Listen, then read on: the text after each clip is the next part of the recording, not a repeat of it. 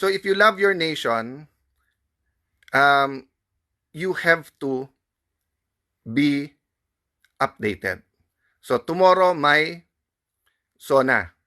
Dun sa mga pro-Marcos, walang problema. Manood po tayo kasi pro-Marcos kayo. Dun sa anti-Marcos, manood pa rin po tayo. Bakit? Kasi siya po ang ating Pangulo. Isa lang ating Pangulo. State of the nation, ibig sabihin po, ano kalagayan ng ating bansa. Kailangan parati po may starting point tayo, di ba? So pag sinabi ko sa inyo na, kanina po sa isang chat group lang namin, pinost nila ni, hindi ko pa natatanong sa kanya sinong gumawa, pero napakagandang analysis tungkol sa Pax Silica. At ito po ay yung gagawin po sa Clark. At ito ano po, wala niyang sinabi kung pro or con, basta't nilagay niya lang lahat. So ang starting point is to know, and then knowledge, tapos wisdom and understanding. Or yung iba, knowledge, tapos understanding, wisdom. Ang point, hindi mo pwedeng sabihin mahal mo yung barangay, pero wala kang alam sa barangay mo. Mahal mo homeowners association, pero hindi mo alam sino kapitbahay, sinong pangulo nun, ano yung issues, di ba? Hindi mo pwedeng sabihin mahal mo yung alma mater mo, pero hindi mo sinusundan yung nangyayari sa iyong school. So, ganun din sa ating bayan. It is frustrating. And it can get frustrating, but we cannot give up. Alam nyo po, pag kumakanta tayo ng Lupang Hinirang, yung ating national anthem, nakita nyo yung dulo? Di ba? Yung sinasabi natin na handa tayong mamatay para sa ating bansa. I've been reflecting on that kasi since May 11, when we took over, alam kong I could face, aminin ko na sa inyo po, I think I said this na naman before, but my friends knows this.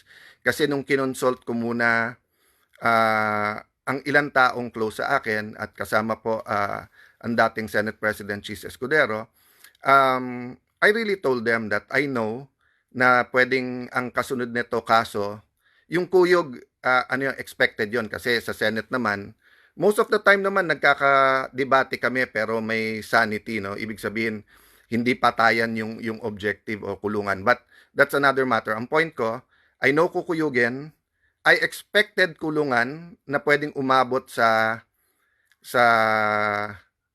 I expected kaso na pwedeng umabot sa kulong because nga may threat na at that time na ikulong si Senator Jinggoy, si Senator Joel at si Senator Chis. So sino naman kami ni Senator Marcoleta na para hindi isunod? 'Di ba? May kaso na rin against the Villars and then because napaka idealistic at napaka articulate ng anak ni Senator Loren Legarda, si Leandro. So I knew there are threats against everyone. Thank you, Dingle Marie. Mateo 6:33. Sige, puntahan ko mamaya. Okay. Seek first His kingdom and righteousness, and everything shall be added upon to us. That's always a good reminder na unahin natin ang righteousness at kingdom ng Panginoon at yung iba nating kailangan, kalayaan, pagkain, pangmatrikula ay mapupunta sa atin. So nung nangyari po yon, I expected na. Minsan lumalamig, minsan nag-heat up. Hindi ko po na-expect yung barilan nung May 13 dun po sa Senate.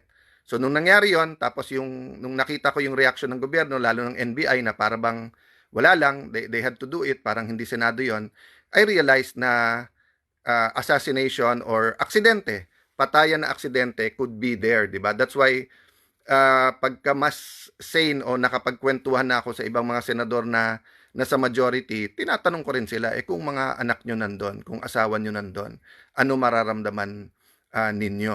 Nagpuputukan, nakakulong kayo sa nakita mo, mga media, kaibigan natin yung mga yan, kasama natin araw-araw, mga staff natin, nandyan. Yung mga police, marines, na-assign lang sa atin. No? But the point I want to make today is not na ibalikan yon, but the point I want to make is that may cost ang lahat. Following Christ, may cost po yan. Speaking for the truth, may cost po yan. Kung taga-Clark ka, kung pro o anti ka, dun sa Pax Silica, kahit hindi ka taga-Clark, kahit hindi ka taga Pampanga at Tarlac, may cost po ang pumanig o lumaban, di ba? Siyempre, usually kapag ka-criminal syndicate, pagkakampi ka, yung marami kang reward. Pero yung cost nun is eventually crime does not pay. Ang problema, pag sa start, ikaw ang lumalaban, usually binabalik sa iyo yung investigasyon or inuusig ka rin because ayaw din nilang mabuko, no? I'm talking in general, wala akong tinutukoy na eksakto. We have to look at the general theory so that we can see how it's applied to our country. What's my point? May cost po. So, yung kasuhan ka, yung imbestigahan ka, yung unahin ka, yung wala ka sa radar, biglang ikaw na sa gitna, kasama sa cost yun.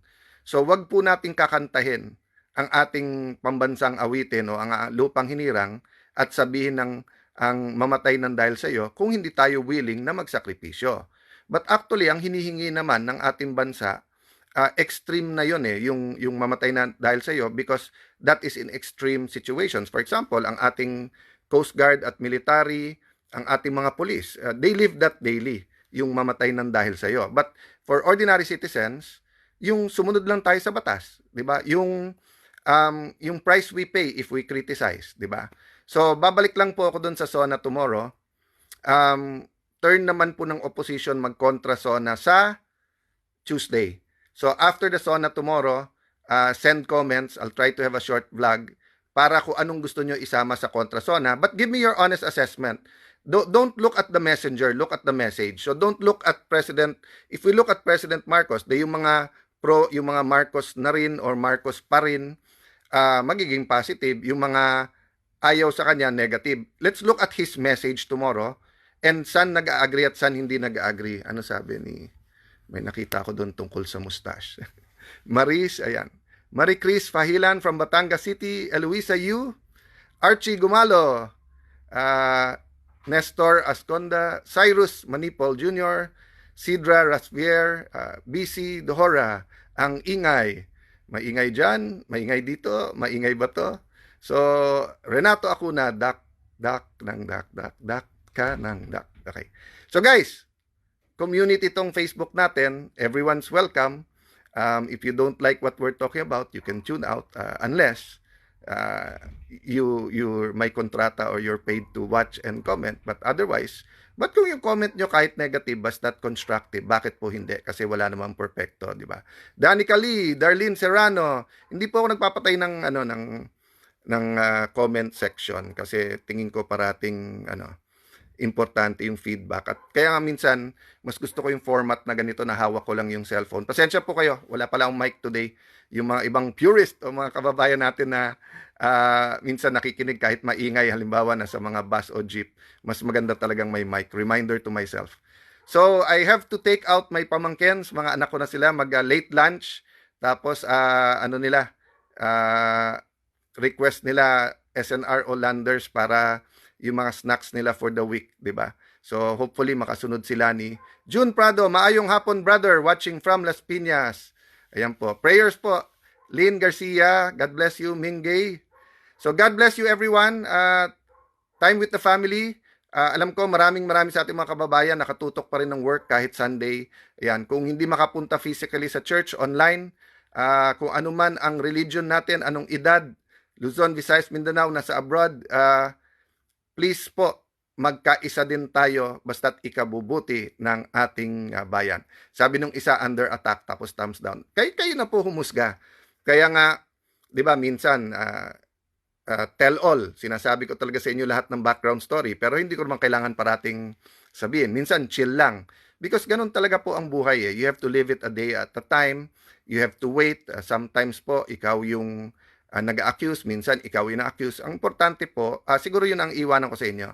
Ano difference po na labanan natin ang corruption at labanan natin ang culture of corruption? So let's see, before the SONA bukas, kung may time, yan ang pag-usapan natin, ha? We have to fight both. Pero ano difference ng fighting corruption sa fighting the culture of corruption? God bless you guys!